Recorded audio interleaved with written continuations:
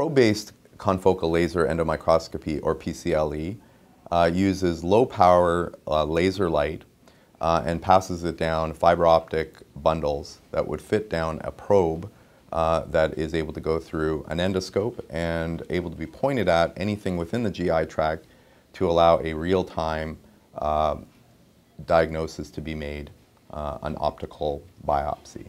When you point the probe at a piece of tissue, those fiber optic bundles carry a microscopic image of whatever you're pointing at back to the computer and the processor and displays it on a video monitor so that you actually get a picture, a microscopic picture of whatever you're pointing at. And it looks like what a pathologist would see when they were reviewing a biopsy of that area. Generally, when we're doing an endoscopy in the GI tract, we see things that we think might be abnormal, and a standard way of being able to tell whether they really are abnormal or not is to take a biopsy. Unfortunately, that usually takes 3 to 5 business days to get an answer back, and then additional delay getting that information back to the patient and referring doctors to make a management plan. If you were able to make an optical biopsy diagnosis during the procedure itself, you could make a management decision during the procedure of whether to remove the tissue, whether to ablate the tissue, or whether to leave it alone, and not have to biopsy unnecessarily, or not have to treat unnecessarily, or alternatively, not have to delay, end the procedure, bring the patient back for another procedure to do the treatment that the biopsy tells you to do when it eventually comes back.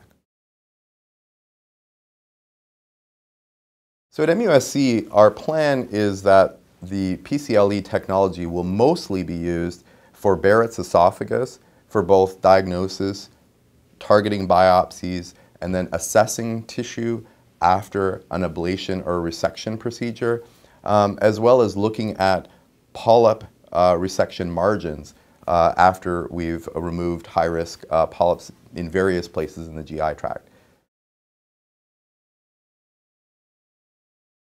The other main area that we will likely be using it most is during a procedure called ERCP.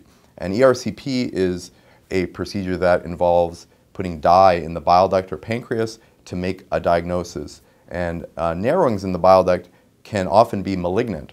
And the ability for us to make a diagnosis by taking brushes or biopsies in the bile duct is unfortunately poor. The technology right now is poor at doing that. And so we can only make a diagnosis that way 30 to 60% of the time.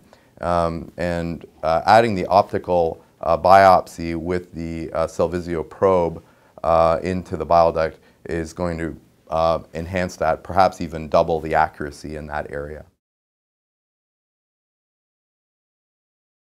We were one of the first centers in the United States to be using this technology with an ASGE grant that I received a few years ago looking at this technology in the bile duct for biliary strictures. We are the first to be using this in practice in South Carolina.